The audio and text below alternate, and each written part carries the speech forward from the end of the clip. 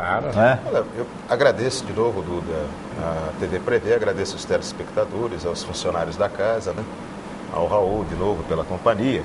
E tratar rapidamente desse tema, que é o tema da reposição inflacionária aos servidores do município. Os servidores do município não entra a DAI, não entra em DURB, né? Não entra o DAI, não entra em DURB. Nem a Câmara. Nem a Câmara, nem a Coab, né? Os números apontam que o município está no limite de 49% da lei de responsabilidade fiscal, de gasto com folha. O limite prudencial é 51,2%, podendo chegar inclusive a 54% dos gastos com folha de pagamento. Nós estivemos fazendo agora uns cálculos, acompanhado ali do nosso consultor financeiro na Câmara, com base nos balanços que a Prefeitura apresenta. É possível conceder o reajuste inflacionário, né, sem estourar os 54%, desde que o Executivo, no período posterior, né, adote todas as medidas para cortar gasto, cortar custo, e existem maneiras de fazer isso, né? Melhorar a capacidade da Receita Municipal, né, Raul, de cobrar aquilo que tem que cobrar, né, não aumentando impostos, enfim. Poderia até reduzir a jornada de trabalho para 6 horas diárias, que você teria uma economia muito grande de energia elétrica, né? Quer dizer, são ações que você pode tomar no sentido de não penalizar o servidor. Porque se penalizar o servidor, quem será penalizado é a maioria da população que necessita do serviço público. Então, eu gostaria de dizer isso aí para a população, né? Explicando que o cenário não é esse cenário tão terrível como se apresenta, né? Às vezes você vende um cenário de imensas dificuldades para depois caminhar no jardim das facilidades. Eu vou fazer uma pergunta para o Roque, ele tem mais experiência aqui, ó. De forma administrativa, seria possível fracionar o aumento dos servidores? Quer dizer, em vez de eu contar com o dinheiro que vai entrar, eu dou um aumento agora diante da receita existente isso, e depois daqui 4, 5 meses, existindo a entrada dos recursos, eu posso complementar? Existe essa possibilidade? Existe essa possibilidade e tudo depende da negociação que o Executivo vai fazer com o sindicato. Certo. Né? O que a gente não pode aceitar, Raul, é o discurso fácil de que não se reponha nem a inflação aos servidores. Quer dizer, é praticamente impossível que um servidor trabalhe, né, Duda? Não, é a mesma coisa que abaixar o salário do servidor. Então, é verdade. Se você não passar a inflação, você diminuiu o poder de compra tem que explicar que inflação não é aumento de salário.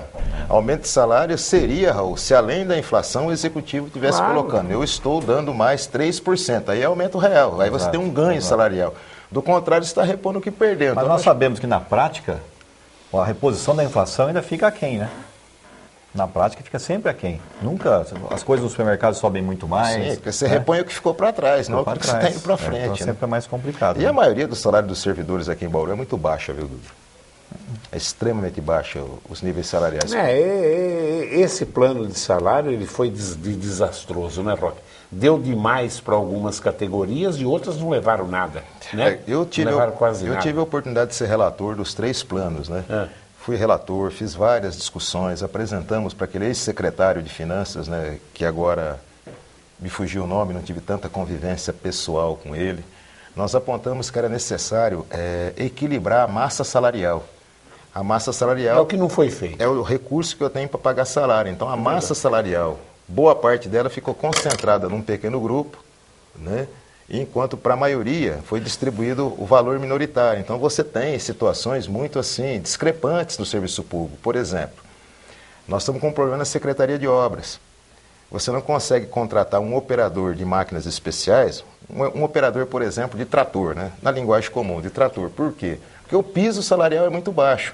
E aí nós temos um problema, Duda, que a prefeitura contrata serviço de terceiros e o operador dessa máquina especial vai trabalhar junto com os funcionários da prefeitura, ele vai com um piso, por exemplo, de R$ 2.900, R$ 3.000, enquanto o servidor da prefeitura, que já está lá há muito tempo, está ganhando R$ 1.900, R$ 1.950. Então você não consegue repor com qualidade a força de trabalho necessária, isso em todas as áreas. Né?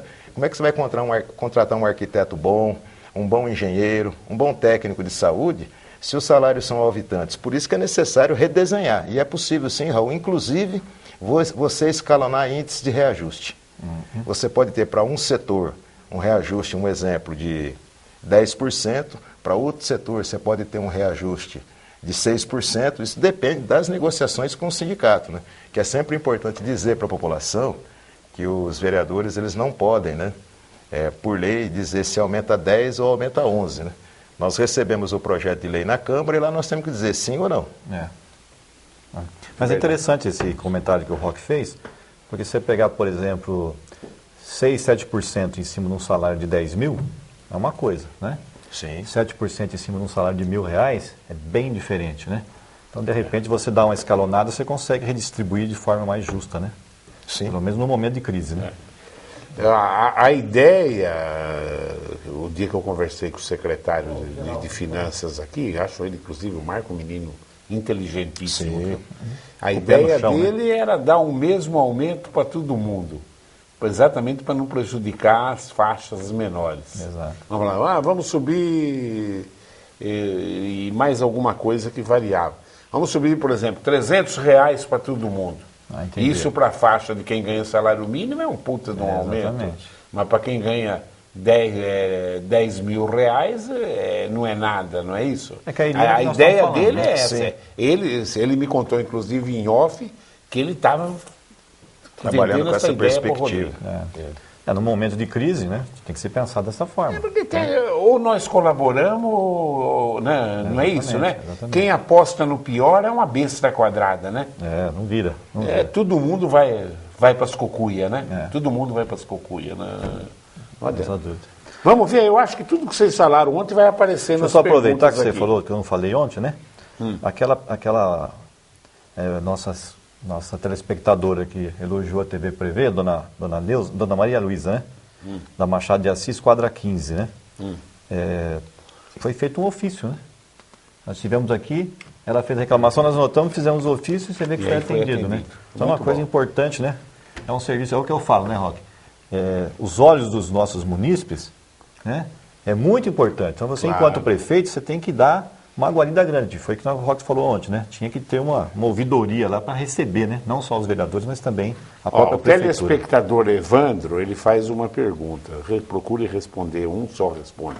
Alguém saberia dizer quando estará pronta a moção de repúdio para a guerra do Oriente Médio? Acho que o Roque já fez isso, né, Roque? Eu me lembro disso. Já apresentamos essa moção na Câmara, a moção foi aprovada, né? E já foi enviada para os órgãos internacionais e nacionais. Né?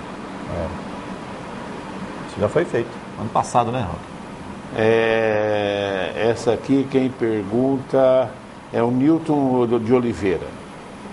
Boa tarde, Duda, Roque e Raul. Infelizmente, a quase totalidade dos políticos é analfabeta em ecologia, sendo que a ecologia tem relação com tudo que há para um político discutir e implementar. Quanto a isso, o prefeito Rodrigo está deixando a desejar. Seria bom que todos se aprofundassem no estudo de ecologia, até mesmo os que pertencem a partidos ecológicos. Não satisfazem. Os que os senhores teriam de dizer sobre a obra das Nações Norte? Um absurdo total canalizar o rio. Cientistas já provaram há décadas que isso não pode ser feito e não dizem nada sobre isso. Cadê a estação de tratamento de esgoto? A despoluição do rio Bauru? Obrigado. Bem rápido, porque aqui a pergunta dele é o programa inteiro, se quiser, né? Hoje às 14 horas vai ser assinado, né? Nós estávamos dizendo ontem sobre já o início, né? O contrato para fazer a estação de tratamento de esgoto. A estação de tratamento de esgoto. Então, uma parte está respondida. Em relação às Nações Unidas, você tem que ver que era uma época em que... Nações Norte. A Nações Norte, mas era uma continuidade, né? Sim. Então, se você pegar o rio lá em cima, né? É um problema desde lá de cima, né? Até aí as Nações Norte. Não resta dúvida, se você pegar aí as pessoas que têm realmente o conhecimento de ecologia, por exemplo, você pega aquele bairro perto de Bertioga, lá, Riviera de São Lourenço. Eles canalizaram os rios, Duda, muito bonito.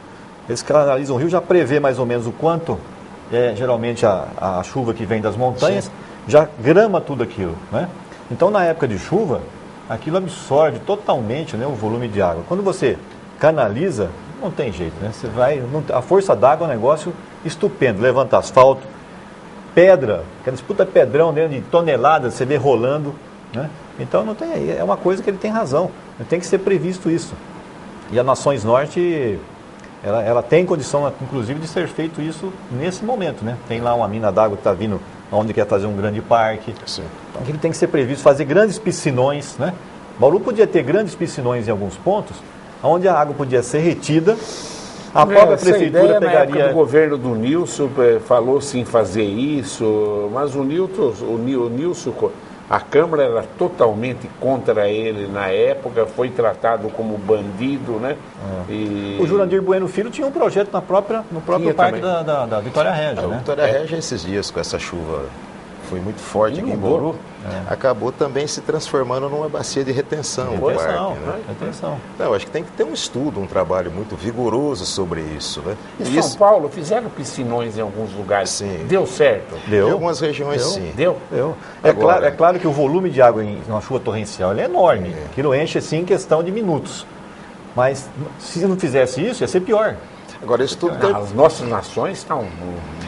Isso está tudo previsto, Duda. Isso tem que ser discutido dentro de um processo de planejamento da cidade. A cidade não pode ser ocupada de forma indiscriminada para depois esses custos ficar com todos nós. Né? Exatamente. Claro. Ó, quem pergunta agora é o Rogério, do centro da cidade. Ele acha boa a discussão sobre os corredores, locais de empresa e demais setores do comércio. Vejam bem, quanto mais demorar, mais empresas vão para Agudos ou cidades vizinhas. E depois o prefeito diz que não tem verba para aumentar os salários e fazer melhoria na cidade, mas aumenta os salários dos senhores vereadores. Continuem demorando bastante e assim Bauru vai cada vez mais para o buraco. Vocês deveriam ser mais dinâmicos. Rogério, do centro da cidade. Nós temos cobrado isso. Se ele estiver acompanhando, né, Roca, as sessões da Câmara, eu cheguei a abrir uma cronometragem, né? Cada semana que eu estou subindo na tribuna, eu estou contando os dias. Eu viro para o Faria Neto e pergunto, já chegou, né, o projeto dos corredores comerciais? Hoje já faz tantos dias, tantos dias. Então, o que acontece? Os corredores comerciais agora vai para a audiência pública, o prefeito convocou a audiência pública, vai utilizar, inclusive, o recinto da Câmara para fazê-lo. Quem tiver alguma dúvida, já deve estar no site da Prefeitura, né, Roque? Provavelmente o projeto já deve estar lá. As pessoas que se sentirem incomodados com os corredores vão ter a opção, né, de estarem participando da audiência pública com direito à palavra. E lá nós vamos discutir tudo isso para poder fazer com que a lei volte a ser válida. Mas os corredores comerciais na cidade é uma coisa assim... Se você for fazer a conta, eu tenho aqui algumas ruas, Duda, que você pega a cidade como um todo, né? Vou citar algumas que eu citei durante a minha fala. Avenida Luiz Edmundo Couto, em toda a sua extensão. Né? No Jardim Contorno, Rua Eduardo Vergueiro de Lorena, da quadra 1 a 6. Nossa Senhora de Fátima. Todinha Nossa Senhora de Fátima. Você pega aqui a Comendador da Silva Marta, que eu falei ontem, Avenida Duque de Caxias. Os quarteirões de 1 a 7 da Avenida Rodrigues Alves, no centro. Tem ideia do que é isso? Né? Um lugar já... Então você vê... Avenida Getúlio Vargas em toda a sua extensão que eu falei. Então você veja, são muitos, mais muitos. Praça Portugal, quarteirão de 1 a 2. Vila São Paulo, pegou a rua Gaudêncio Piola da Vila São Paulo, a lei. Né? Então, nós não podemos deixar que isso fique assim, porque as pessoas que dependem de alvará para vender o seu produto, para poder pedir as licenças cabíveis. Você tem uma ideia, tem empresas hoje que vendem produtos, né? Essa empresa que eu falei de ontem que eu tinha montado, para eu poder comprar a matéria-prima, eu tenho que apresentar o alvará. Para poder comprar a matéria-prima. Então, mesmo que eu tenha um cliente ou outro que não necessite do alvará, para eu poder ter a matéria-prima, eu tenho que apresentar o alvará. Então, é uma coisa muito grave isso na cidade. Né? Agora, a agilidade depende do prefeito. A Câmara não pode fazer projeto de lei tratando dessa área. Agora, que nós recebemos o projeto de lei, vai realizar audiência pública. Tudo que gastar dinheiro, o prefeito tem que entrar. E vai votar. A Câmara vai votar. Eu acredito que a Câmara vote o projeto dos corredores comerciais sem grandes obstáculos. Né? É o melhor projeto, Duda? Não é. É um remendo que está sendo feito no limite para colocar todas essas pessoas que hoje estão na ilegalidade, na legalidade. O que o Executivo precisa fazer é enviar à Câmara Municipal a nova lei de zoneamento, abrir uma discussão na cidade. A partir daí a gente faz as coisas sérias. O que precisa... O contrário vai ter que votar, porque nós temos milhares de pequenos empreendedores na ilegalidade. Exatamente. O que precisa, Duda, daqui para frente é assim, já prevê em qualquer tipo de extensão do perímetro urbano da cidade, quais são os locais que vão poder abrigar isso. Né? Exatamente. Aí não tem aquela coisa, quem chegou primeiro, foi a minha casa ou foi a empresa comercial que está ali, entendeu? Já tem que estar previsto, vou pôr minha casa ali, mas eu sei que ali vai ser um corredor comercial. O telespectador Ribeiro, ele fala que ele é morador da Rua Canadá 13. Estou indignado com a prefeitura que asfaltou o entorno das quadras 13 e 14 dessa rua e deixou esse local sem asfalto. Dizem que a verba não foi liberada para a região. Pergunto, será que a emenda parlamentar que foi aprovada pelo Jardim Solange, onde eu solicitei ao Major Olímpio, ele prontamente me atendeu e respondeu meu e-mail, dizendo que votaria nesta emenda, o que realmente ocorreu e foi noticiado no jornal da cidade posteriormente. Mas a minha quadra continua sem asfalto e, segundo a empreiteira, não há previsão para esse serviço ser realizado. Abraços, Ribeiro. Entenderam a pergunta? O Jardim Solange, ele está recebendo a pavimentação. Eu posso falar sobre isso, Raul? Por favor. Porque eu tive fazendo essa discussão lá com o secretário, que são muitas reclamações. O Jardim Solange está recebendo, em algumas ruas de terra, parte de pavimentação. Não são todas as ruas. As outras ruas que vão faltar a pavimentação, elas foram incluídas no projeto do PAC, no lote do Ouro Verde. E o projeto do PAC foi publicado o processo de licitação essa semana. Então, que eu posso, sobre a emenda do Major Olímpio, eu não vou falar nada, porque eu não conheço, né? Eu vou falar sobre essa situação, porque eu estou acompanhando esse processo. E parte do Jardim Solange, que está sendo asfaltada com recurso, com uma emenda que foi aprovada pelos vereadores. Nós aprovamos uma emenda, apresentamos uma emenda na Lei de Diretrizes Orçamentárias, que aqueles recursos que estavam represados por conta da iluminação, você deve estar lembrado, fossem 6 milhões de reais. Fossem aplicados em pavimentação, e nós indicamos os locais onde deveriam ser feita essa pavimentação, onde você pudesse aproveitar mais as obras de pavimentação, inclusive incluiu o Jardim Solange. Agora, a expectativa é que se faça mais rapidamente essa licitação do PAC, né, que acabou virando uma novela há quase 2 anos, né, Duda? Mas parece que agora resolveu e as obras se iniciam o mais rápido possível. São 74 ou 76 quadras, né, dentro dessa primeira etapa. O restante vai cair no que o Roque falou, né? Já foi amplamente discutido. Quer dizer, ninguém em sã consciência vai querer largar 2 ou 3 quadras para trás, porque isso vai trazer pedra, areia, tudo para cima do outro asfalto, né? E toda a tubulação ali da Comendador da Silva Marta vem recebendo todo esse volume de pedregulho, galho, terra, né? Sim. Dentro da sua drenagem. E para limpar aquilo vai levar tempo, hein? Vai levar tempo. Então, com certeza, nós estamos também de olho em tudo isso daí. Os moradores estão fazendo a reclamação, né? Agora, assim que tiver pronto essa parte, se ficar uma quadra ou outra que não conseguiu fechar com o PAC, a gente tem que ver, porque existem até reclamações do tipo assim, o munícipe vai até a prefeitura e quer saber por que não vai asfaltar a quadra. Não, mas aqui já consta que está asfaltado, né? Tem algumas reclamações desse tipo, Tuda. Na prefeitura consta que está asfaltado. Aí a gente pega e fala, não está, né? Entramos com o ofício dizendo que já não está. E, com certeza, fiquem tranquilos que Jardim Solange ali, com certeza, vai ficar todinho asfaltado, vai ser uma questão de tempo. O Roberto Stark Lemos, do Parque Paulistano, coloca: blindagem de Aécio.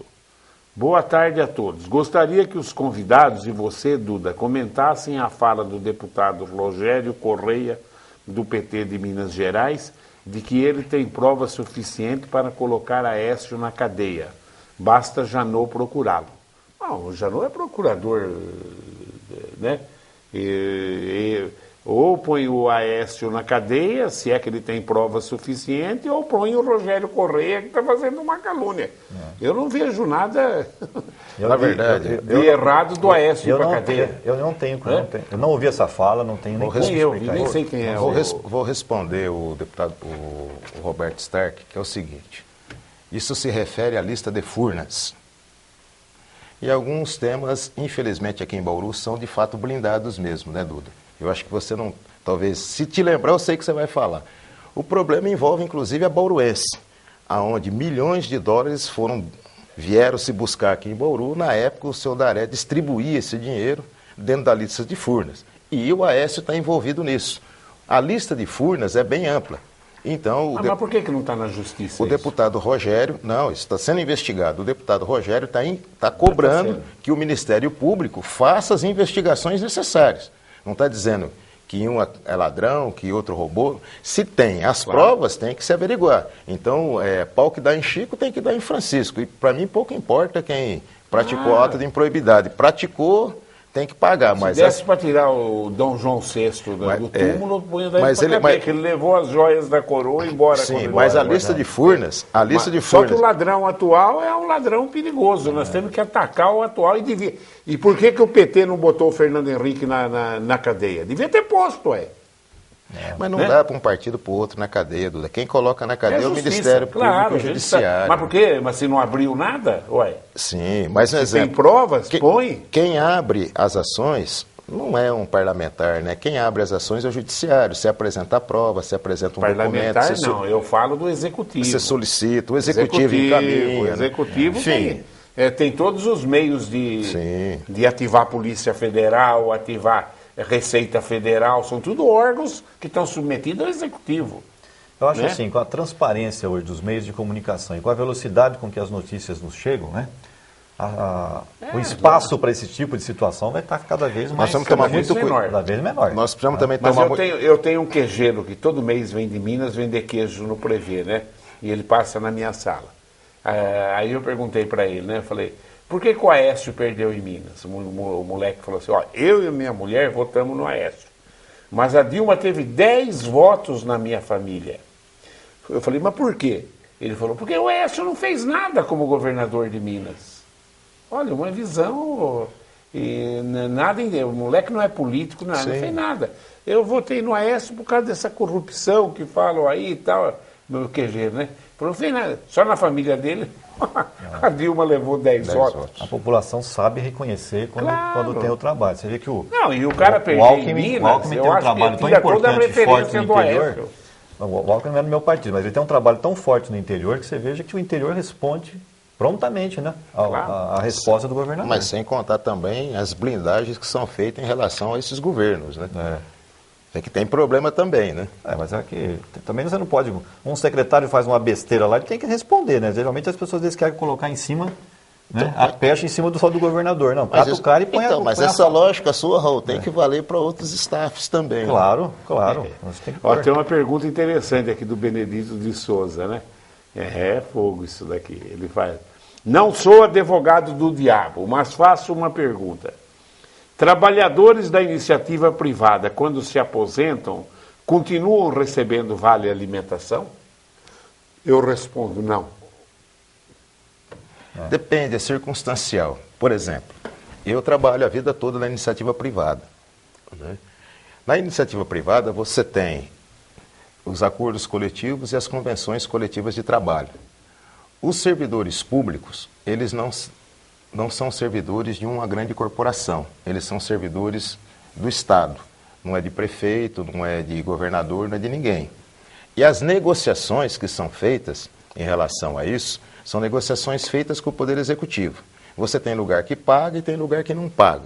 No caso de Bauru, na minha opinião, esse valor já estava incorporado no patrimônio individual dos trabalhadores pelo tempo que foi pago. Mas a pergunta dele é outra, Roca. Ele fala, a iniciativa privada paga. Tem lugar que paga. Por exemplo, funcionário de escola, das escolas privadas do Brasil inteiro. Eles têm direito à cesta básica mensal, todos, desde o diretor até a faxineira. A hora que aposenta, não perdeu a cesta básica. Então, aposenta na Previdência e ainda se submetendo ao fator previdenciário. Exato. Então, para nós que trabalhamos na iniciativa privada, ao invés de apontar o dedo para pequenas conquistas do servidor público, nós tínhamos que trabalhar para ter no Brasil um sistema único de aposentadorias que resgatasse,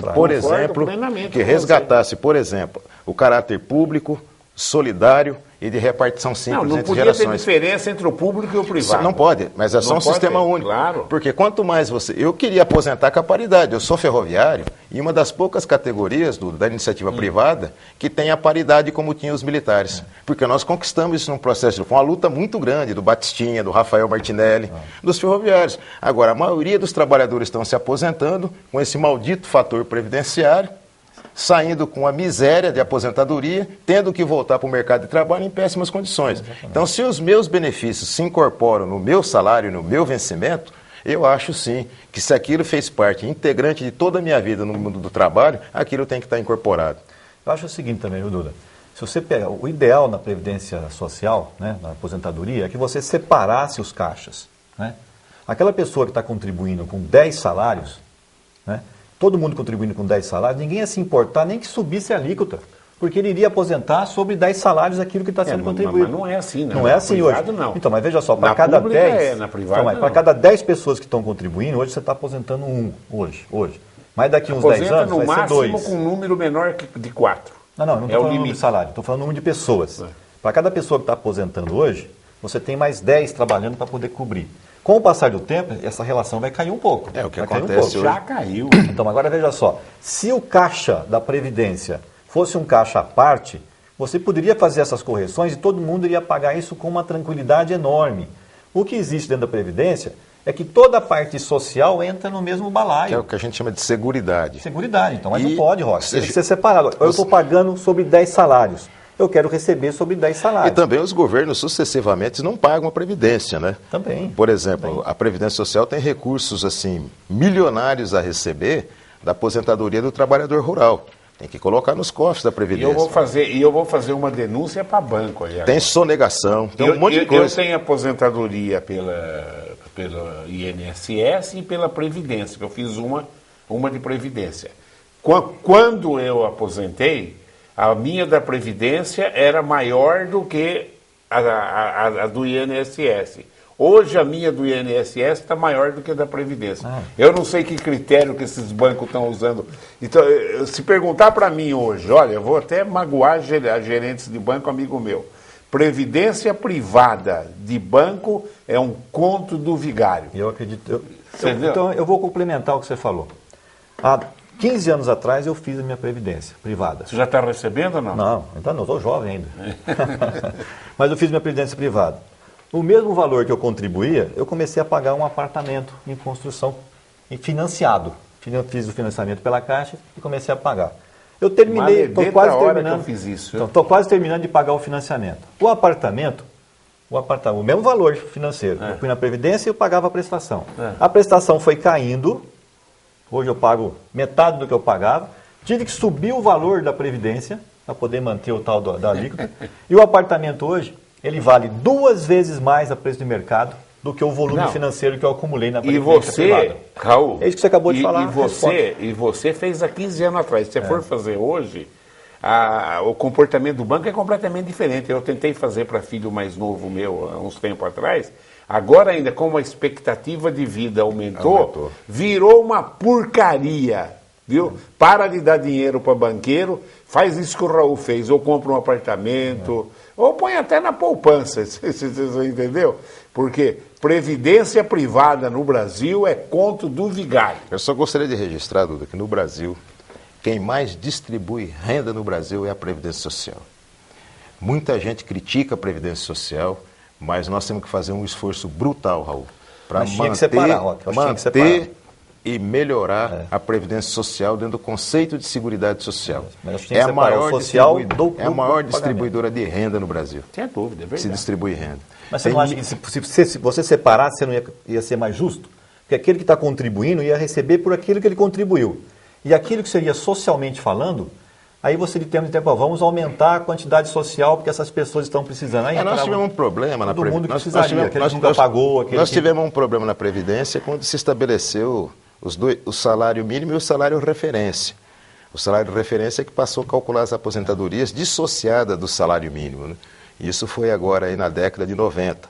Então, na minha opinião, nós temos que lutar para manter a Previdência. A Previdência tem que ser pública, solidária, pela repartição de sistema simples e um modelo só. Nós temos um problema sério com a nossa Previdência municipal. Porque nós temos a FUNPREV ela é muito bem administrada, mas o problema não é de administração. O problema é que você tem que ter cada vez mais gente contribuindo para poder pagar. Com a expectativa, né? Que quando ele aposentar, entre gente e coloque. A tendência é que você vê ao contrário. Você vê cada vez menos servidor público, né? E cada vez menos gente contribuindo e aumentando os benefícios. Deixa eu dar um número para vocês dois que eu ouvi ontem na reunião da Sicredi, que é a cooperativa de crédito profissionais de saúde aí, né? Antes era só médico, agora também tem dentista, enfermeiro, tudo pode entrar na Sicredi.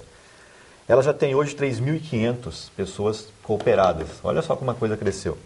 Esse ano que passou, Duda, foi apresentado o balanço ontem, o quanto foi pago de justiça, eles fizeram a conta, se aqueles volumes financeiros que as pessoas utilizaram dinheiro, cheque especial, cartão de crédito, todas aquelas coisas todas, teve uma média X de percentagem. Se fosse no banco privado, tinha de 3% a 4% a mais.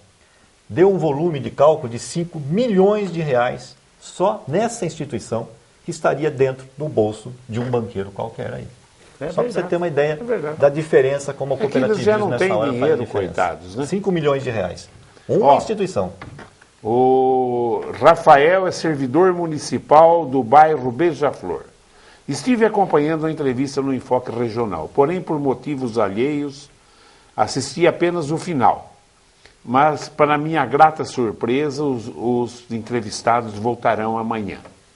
E aproveito o tema do reajuste salarial tratado no final do programa.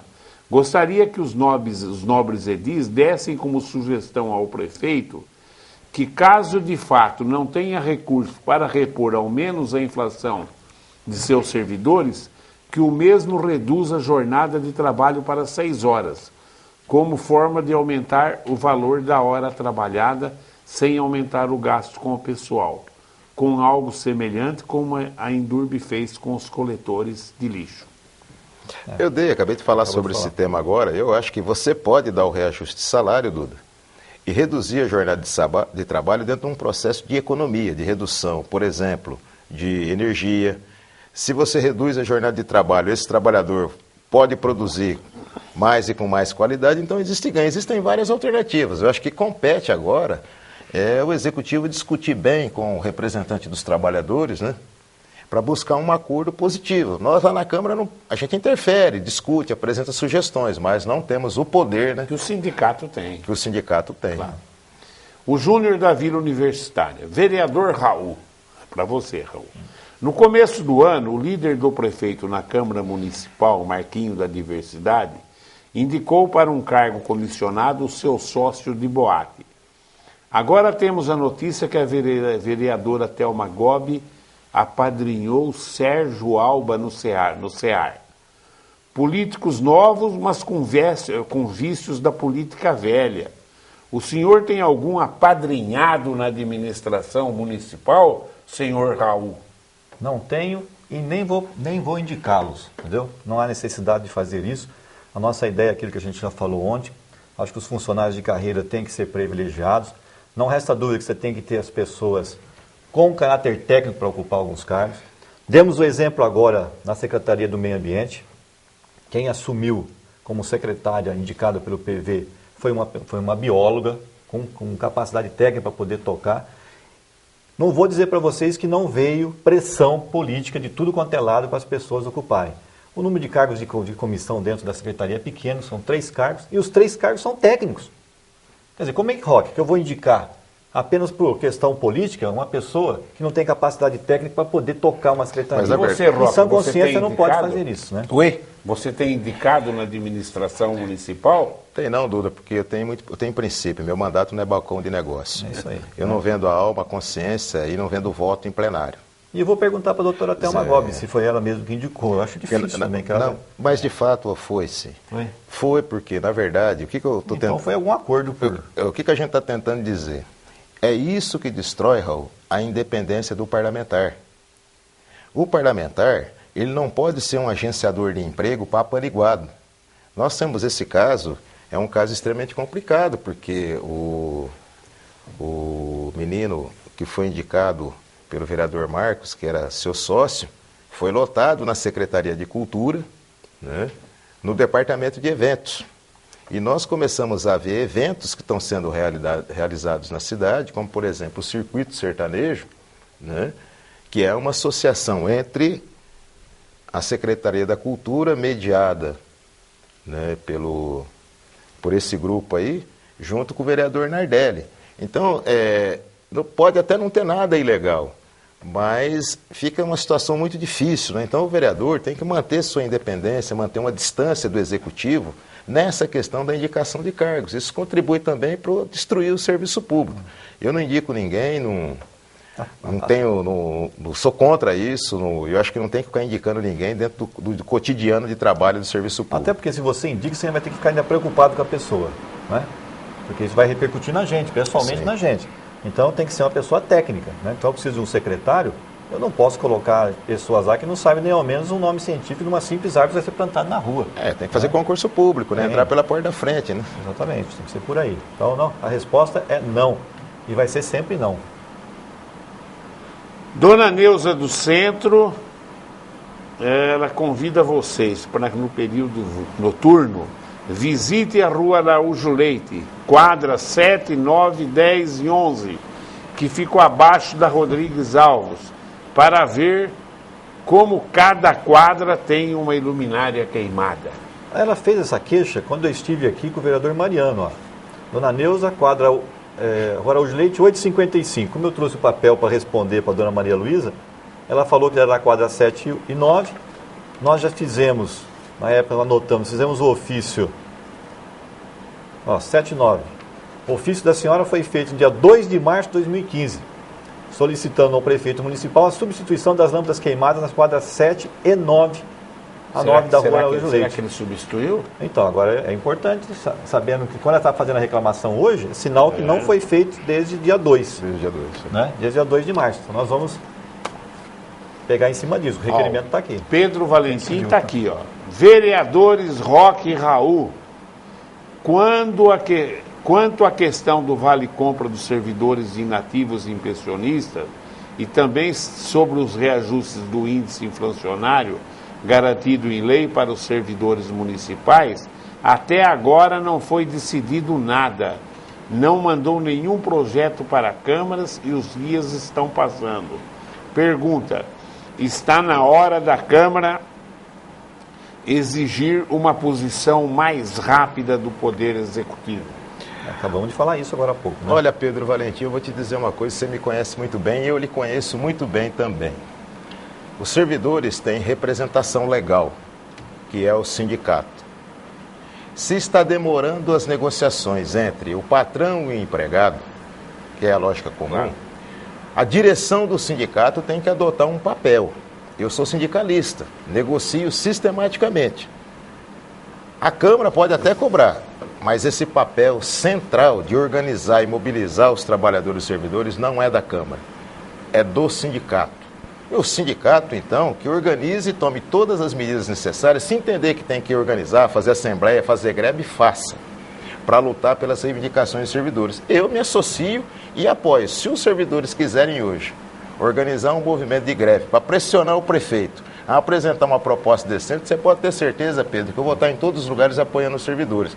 A gente cobra do Executivo, mas nós não temos o poder de obrigar o Executivo a enviar o projeto de lei. Assim que enviar um projeto de lei, Duda, nós vamos poder discutir sobre um fato concreto, certo, Raul? Exato, claro. Fora o projeto de lei, é muita especulação. Na minha visão, eu acredito que nós estamos tendo um problema assim, ó.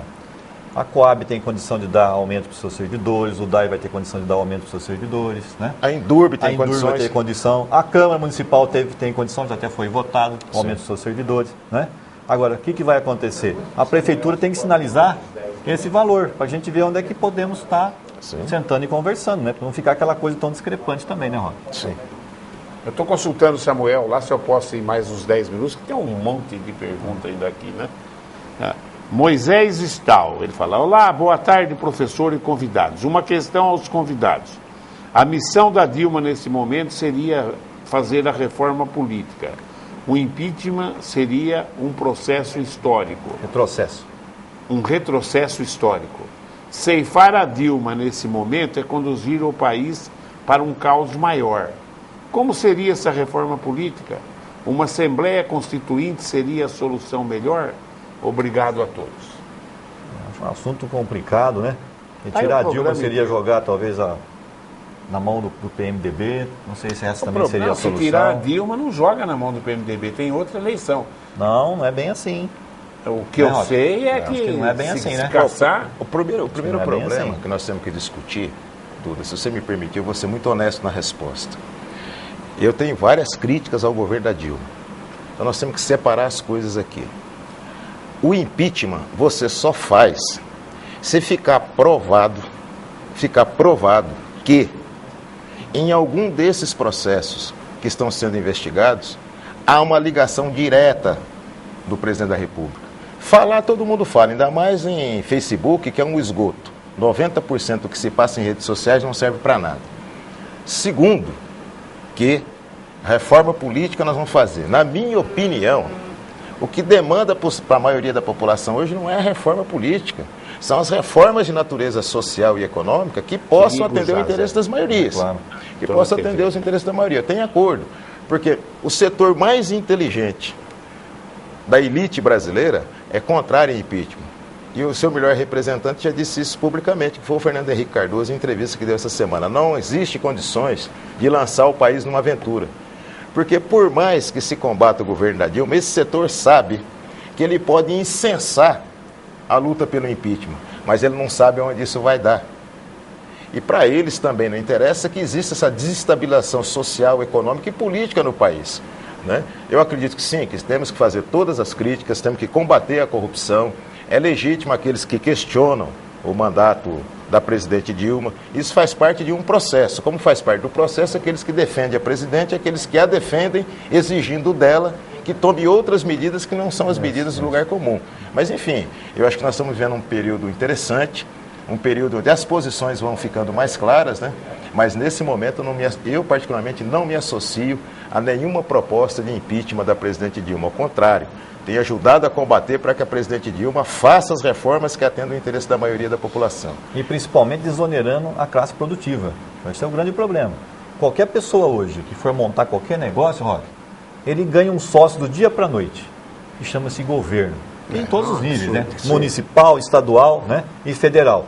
O cara já começa trabalhando tendo que pagar no mínimo 50%. Não, o empresário, ele está no... O empresário e o povo também, porque o povo paga também, né? Sim, ele tá num limite de recolhimento de impostos superior ao que ele pode suportar. Exato. Por isso que tem esse roubo desgraçado no país. Tem dinheiro para roubar para vontade, né? Porque arrecada um absurdo, né? E cada vez vai criando mais assessores, mais passagem de avião, mais não sei o quê, e a pouca vergonha o maior problema da arrecadação, o maior roubo que está sendo feito contra o povo brasileiro e a nação brasileira é o superávit primário para pagar juros da dívida. É verdade. Então, o roubo maior quem faz são os banqueiros. A Dilma tem que romper com os banqueiros. A Dilma tem que dizer assim, nós vamos auditar a dívida interna e a dívida externa, para saber quantas vezes nós já pagamos essa dívida. O mesmo devia ser feito em Bauru com a dívida federalizada. Quanto era a dívida federalizada no governo Nilson Costa? 49 milhões. Quanto nós já pagamos da dívida federalizada? Passou de 100. 163 milhões. Quanto nós estamos devendo? 183 milhões. Não existe. Isso não existe. Quando eu disse que tinha que decretar a moratória unilateral dessa dívida para abrir a auditoria, boa parte da imprensa aqui em Bauru disse que eu estava defendendo o calote. Quem está levando um calote é a população de Bauru, que já pagou 10 vezes essa dívida e não tem... Os números são esses? São exatamente esses. É um absurdo. É o viaduto. Não, eu vou falar mais. Duda, é o empréstimo do viaduto e os lotes urbanizados. O que esses lotes urbanizados viraram hoje na cidade de Bauru? Viraram o mini distrito industrial. Então, um exemplo, a população pagou, continua pagando, você está concedendo dos lotes e, infelizmente, eu gostaria que fosse diferente, não tem empresa indo para os lotes. Não tem. Mas eu me lembro muito bem, né? Se não me engano, Roque, você é capaz de ser, tem que estar com a mente mais acesa, mas o TIDEI emprestou 10 milhões de reais para terminar o viaduto. Você somou 10 milhões. A dívida federalizada. Olha para quanto está indo. A dívida federalizada foi aquela medida que se tomou no governo Fernando Henrique Cardoso, da falência dos estados e municípios, de federalizar a dívida. Quando somou a dívida federalizada, que era o empréstimo do viaduto, os lotes urbanizados, em uma operação Aro que o ISO fez, que era um empréstimo, hoje não tem mais essa operação, foram 49 milhões. Como é que você vai pagar, Rô? Você vai pagar à vista? Não, vou parcelar em 350 vezes. Aí parcelou em 350 vezes, com o juro de 9% ao ano, mais o IGPDI.